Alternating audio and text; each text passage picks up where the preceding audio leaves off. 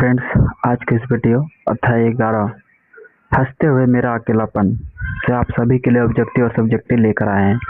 अगर आप लोग रोजाना इसी प्रकार का वीडियो पाना चाहते हैं तो BRG के स्टडी क्लास को ज्वाइनिंग करें, साथ में चैनल को सब्सक्राइब जरूर करें। अगर आप लोग के मन में कोई भी डाउट हो तो कमेंट बॉक्स में जरूर बताएं। तो चलिए बिना किसी देरी को वीडियो को शुरू करते हैं।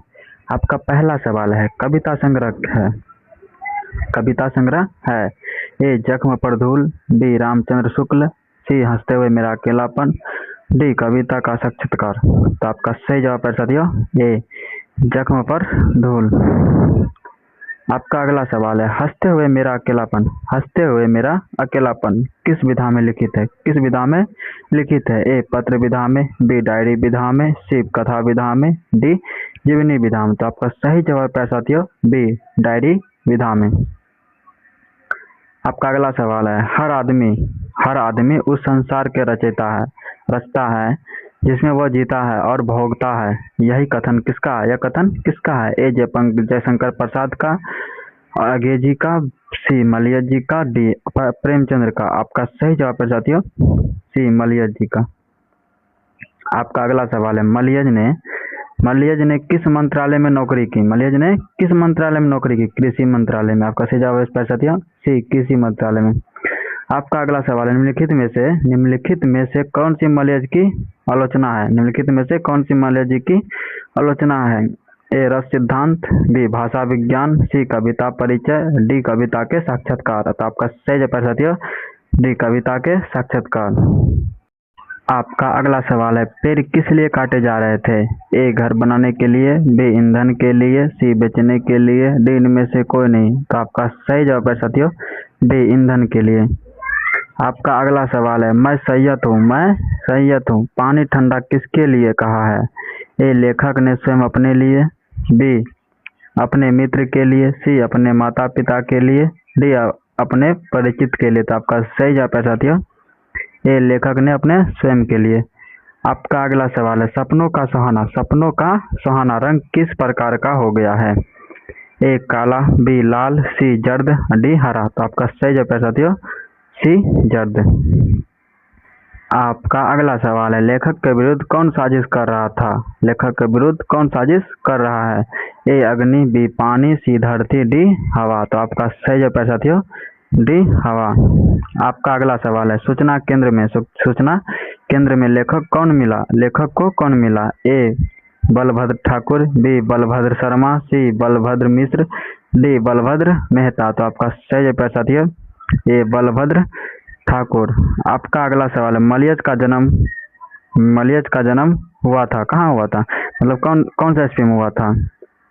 ए 1935 ईस्वी में, बी 1942 ईस्वी में, सी 1944 ईस्वी में, डी 1936 ईस्वी में। तो आपका सही जवाब है साथियों ये 1935 ईस्वी में हुआ था। मलियज जी का जन्म कब हुआ था साथियों 1935 ईस्वी में हुआ था। आपका अगला सवाल है, कौन सी रचना मलियज की है। ए एक चादर मैली सी, बी भीनी भीनी बोनी चदरिया, सी कविता में से साक्षात्कार, डी मौत मुस्कुराई। तो आपका सही जवाब है साथियों सी कविता से साक्षात्कार।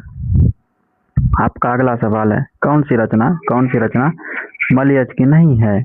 ए जख्म पर धूल, बी संवाद और एकालाप, सी रामचंद्र शुक्ल और डी सुनो राधिके। तो आपका सही जवाब है साथियों डी सुनो राधिके। आपका अगला सवाल है, मलियज जी का निधन कब हुआ था। तो मलियज जी का निधन मतलब मृत्यु, मलियज जी की मृत्यु कब हुआ था।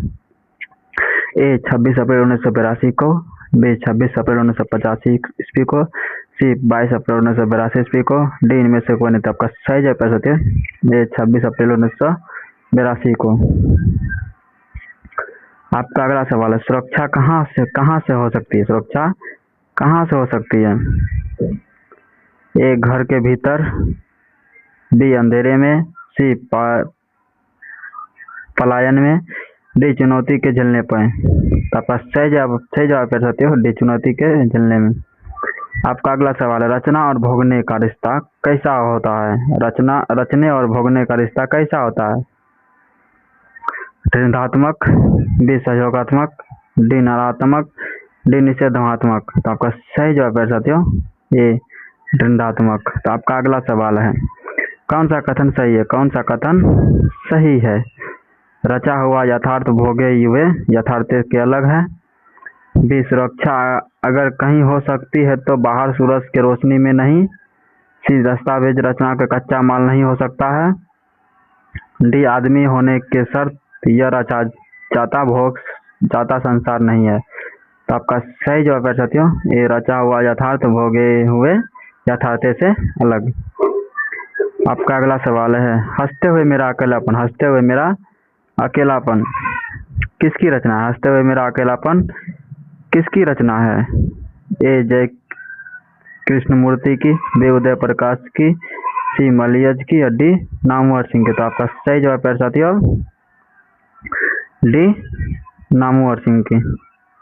आपका अगला सवाल है मलियज का मूल नाम क्या था? मलियज का मूल नाम क्या था? ए सच्चिदानंद वास्तव, बी राम जी वास्तव, सी अमित भाव वास्तव, डी भारत जी वास्तव। तो आपका सही जवाब है साथियों डी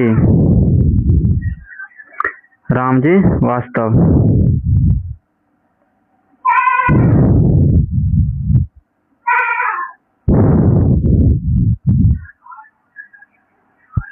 आपका अगला सवाल है सेब बेचने वाली लड़की की आयु कितनी थी? सेब बेचने वाली लड़की की आयु कितनी थी? ए 10 साल, बी 7-8 साल, सी 16-17 साल, डी 20-21 साल। तो आपका सही जवाब है प्यारे साथियों बी 7-8 साल। आपका अगला सवाल है हंसते हुए मेरा अकेलापन के लेखक है। हंसते हुए मेरा अकेलापन के लेखक है। हंसते हुए मेरा अकेलापन का लेखक कौन है? ए भरत श्रीवास्तव, बी दिनकर जी, सी आचार्य रामचंद्र शुक्ल, डी मोहन राकेश। तो आपका सही जवाब है साथियों ए भरत जी वास्तव। आपका अगला सवाल है मलय जी। मलय जी का जन्म कहाँ हुआ था? ए दिल्ली में, बी अहमदाबाद में, सी आजमगढ़ में, डी छत्तीसगढ़ में। तो आपका सही जवाब है साथियों सी आजमगढ़ में। आपका अगला सवाल मलय जी की मृत्यु हुई थी। मलय जी की मृत्यु हुई थी ए 32 साल की उम्र में, बी 35 साल की उम्र में, सी 45 साल की उम्र में, डी 36 साल की उम्र में। तो आपका सही जवाब है साथियों ये 32 साल के उम्र में। आपका अगला सवाल है इनके पिता का नाम था। इनके पिता का नाम था क्या नाम था प्यारे साथियों? इनके पिता का नाम था ए गणपति देव, बी त्रिलोकीनाथ, सी प्रभाशंकर, डी नीलकंठ। तो आपका सही जवाब है साथियों बी त्रिलोकीनाथ। आपका अगला सवाल है इनके माता का नाम था। इनकी माता का नाम था ए मीरा, बी सीता, सी प्रभावती, डी सरस्वती। तो आपका सही जवाब है साथियों बी सीता। आपका अगला सवाल है डायरी विधा की रचना। डायरी विधा की रचना है ए रामचरितमानस, बी हंसते हुए मेरा अकेलापन, सी गड़बड़, डी इनमें से कोई नहीं। तो आपका सही जवाब है साथियों बी हंसते हुए मेरा अकेलापन। चलिए अगर आप लोग को इसी प्रकार रोजाना वीडियो चाहिए तो BRJK स्टडी क्लास को सब्सक्राइब जरूर करें ताकि आप सभी के लिए इसी प्रकार का वीडियो रोजाना मिलता रहे। और कोई भी डाउट हो तो कमेंट बॉक्स में ज़रूर बताइएगा, वो डाउट को हम क्लियर करें।